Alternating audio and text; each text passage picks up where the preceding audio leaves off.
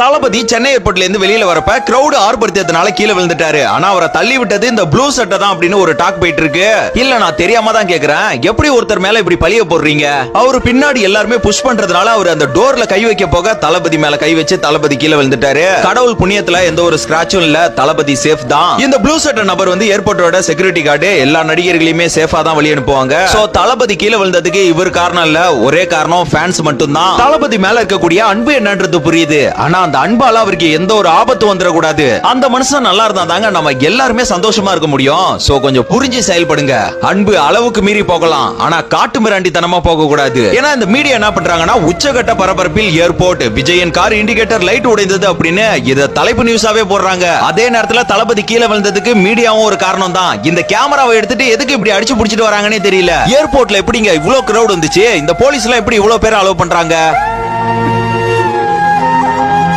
Okay, anyway இதுக்கப்புறம் இந்த மாதிரி ஒரு நிகழ்வு நடந்துடக்கூடாது. எல்லாருமே டிசிப்ளினோட இருங்க. இந்த நியூஸை மறக்க தளபதி நிவாஸோட இந்த பெஸ்ட் வீடியோவை பாருங்க. நான் யானை இல்ல குதிரை. யானை விழுந்தா எந்திரிக்கிறதுக்கு லேட்டாவான, குதிரை விழுந்தா